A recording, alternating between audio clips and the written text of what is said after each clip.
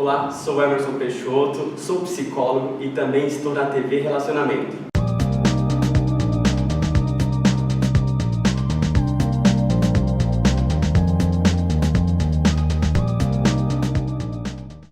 Olá, internautas, iniciamos mais um programa Gestão Executiva. E hoje, depois de um longo tempo, mas assim a gente vai realizando sonhos na vida, conseguimos trazer esse empreendedor, um executivo fantástico que eu tive a oportunidade de conhecer e admirar. Vitor Volpi, muito bom estar aqui com você. Obrigado, prazer. Prazer. Muito obrigado, Kendi. Você é uma pessoa muito importante no meio executivo e também agora no meio das comunicações. Obrigado. Volpi, conta um pouquinho para os nossos internautas onde você nasceu, tá? Um pouquinho da sua trajetória profissional, que é sempre alavancada de muito sucesso, né, pela sua competência. E a curiosidade é assim, em que momento que você se tornou, se descobriu, né, como um gestor, né, e principalmente assim, grande familiarizado com a área comercial? Kendi, obrigado pela pergunta. Eu comecei a trabalhar já faz bastante tempo, né? Quando eu era criança, eu fazia uns bicos, tipo entregar panfleto, para defender algum dinheirinho e tal. Já era empreendedor? Num certo sentido, sim. E uma coisa que eu gosto sempre de destacar é que, de uma certa maneira, eu sou produto de algumas iniciativas de governo que privilegiam ou incentivam pessoas que não têm alguma dificuldade financeira ou dificuldade de progredir, e que alguns programas induzem ao sucesso, ao crescimento. A primeira coisa que eu sempre comento é que meu pai não tinha casa para morar, morava sempre de aluguel, e aí, em um determinado momento, conseguiu comprar uma casa porque havia o Instituto dos Bancários, na época não tinha só INSS, né? E que de vez em quando sorteava casas, financiava, e com isso a gente pôde comprar uma casa e ter um lugar para morar. O segundo ponto é que eu sempre estudei em escola pública, sempre. Sim, que era boa, né? Desde a época que as escolas públicas eram a melhor referência, né? Colégios, escolas de primárias, as escolas secundárias, né? E sempre tive excelentes professores nas escolas públicas. E depois, quando eu parti para fazer um curso superior, eu fui fazer administração de empresas na Fundação Getúlio Vargas. E era um curso que eu não tinha como pagar. Eu já tinha começado a trabalhar, tinha prestado um concurso no Banco do Estado, no Banespa, ganhava um salário razoável para a época, trabalhava 6 horas por dia, mas ainda assim não dava para pagar a Fundação Getúlio Vargas, e os meus pais não conseguiam pagar também. Aí eles tinham lá um fundo de bolsas que financiava o curso, então eu pagava uma parte com o meu salário, a outra parte eu fui financiando e passei a pagar depois de 1 ano de formado, e durante 4 ou 5 anos, se eu não me engano. E com isso consegui, enfim, ter uma graduação e ter uma profissão. A partir daí eu fui ser administrador de empresas. Perfeito. Comecei a trabalhar sempre em áreas financeiras, trabalhei em bancos de desenvolvimento, banco de investimento, depois trabalhei numa empresa grande do governo do Estado de São Paulo, na Prodesp, sempre como financeiro. Lá eu era o superintendente de finanças. Daí eu fui trabalhar na Credit Card, trabalhar no Citibank, depois na American Express, ainda em áreas de controladoria e finanças. Na American Express, eu tive um convite para pular para a área comercial. Sim. E o primeiro projeto era lançar um cartão novo, onde eu tinha que montar uma equipe de mais ou menos 300 pessoas, que deveriam ser treinadas e sair pelo Brasil, fazendo um credenciamento de lojas e de estabelecimentos comerciais para aceitação dos cartões de crédito. Uma marca nova no mercado. Um desafio muito grande, né? Porque tinha prazo e era cobrança daquilo. E quando o desafio me foi dado, eu não tinha certeza que conseguiria cumprir.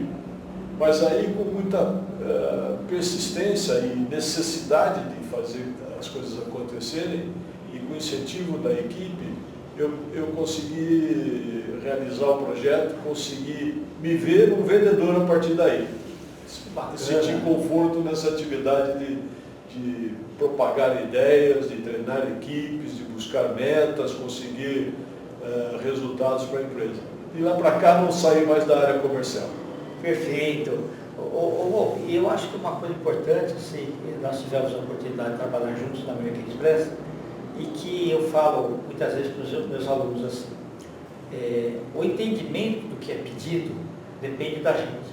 Então, quando uma empresa normal fala, você tem uma meta a cumprir, né? Você tem, esses daqui são os seus objetivos, os seus metas, né? Quando a gente trabalhou lá, a meta ela vinha como gol, né? Certo? E o que é o gol?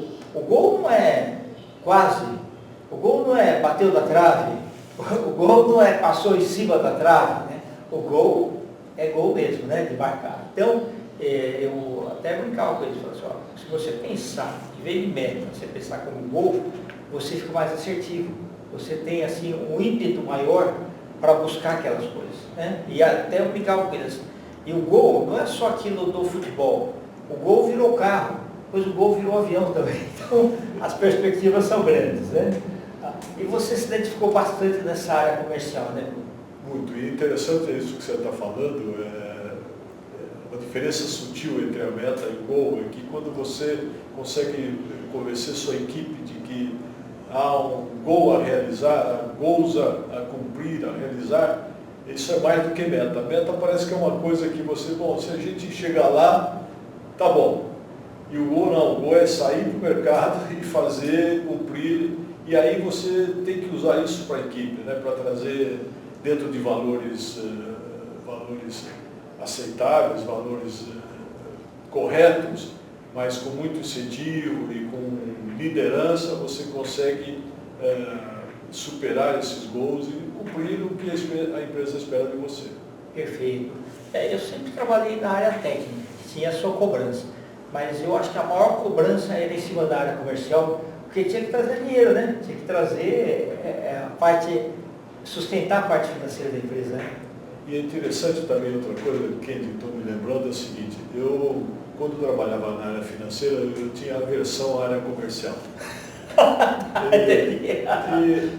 E depois eu fui pensar por que eu tinha esse sentimento, e é porque a gente ouvia muito naquela época, isso faz muito tempo, que o bom vendedor é aquele que vendia geladeira para esquimó, que o bom vendedor, ou seja, era o cara que tinha que superar, até mentir, até falsear, até conseguir uma venda de qualquer maneira. E depois fui aprender e fui seguir esse valor de que não é isso. Você tem alguma coisa para vender, um serviço, uma mercadoria, e você tem alguém que está interessado naquele serviço, naquela mercadoria, aí é o momento de um encontro, de você ter exatamente aquele produto, um produto que se adequa ao que a pessoa está precisando, e fazer os processos de venda, que é o processo de expor, de explicar, de ouvir, né? Na venda, mais do que falar, eu acho que você tem que usar a habilidade, o tom que nós temos de temos sido criados com dois ouvidos, é para ouvir.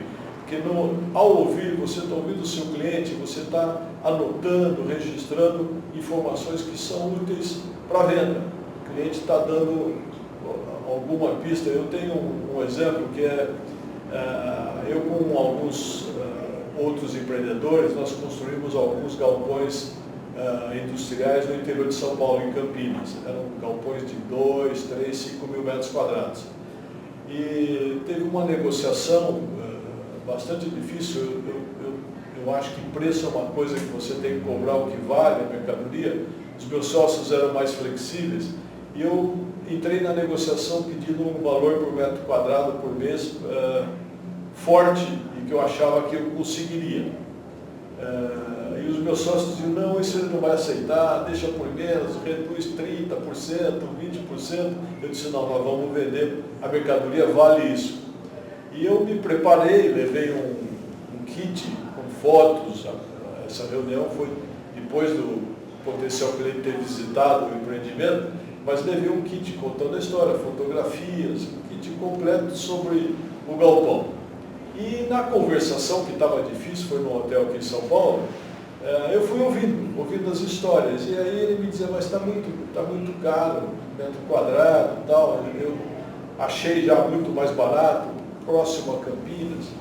Mas como é que é o empreendimento? É diferente de vocês que tem segurança, é um empreendimento fechado, portanto tem a segurança do próprio empreendimento, câmeras e tal. Lá é na rua, numa avenida, então eu vou ter que providenciar segurança. Aí eu fiz uma conta rápida para ele. Bom, se segurança 24 horas, quantas pessoas você vai precisar? Divide por mês, divide por metro quadrado, aquilo já cobria um pouco da diferença que eu estava pedindo e que ele não queria aceitar. Argumentação adequada, né? Exato, ouvir e argumentar adequadamente. Aí outra informação importante, durante a conversa eu registrei que ele falou que ele estava, ele iria montar notebooks aqui no Brasil. E ele estava de partida para a China para comprar o primeiro lote dos suprimentos, de peças, enfim, para começar a montagem.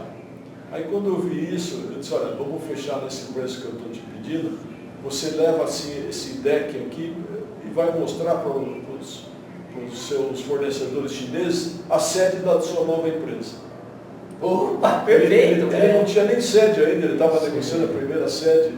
Então, não foi um ato de ludibriar, foi um ato de buscar os valores adicionais que eu poderia colocar naquele serviço, na mercadoria, que para o cliente ele conseguia mensurar e falava, isso vale a pena. Maravilha. Então, em última análise, o que vale é a maneira como a gente apresenta, né? A argumentação correta e a pessoa assimilar aquilo como um valor agregado. Né? Sempre falando a verdade, né? Sim. E insisto, sempre ouvindo.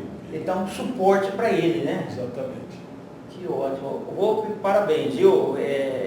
Assim, essa sua maneira de pensar que sempre norteou aí os seus caminhos, né?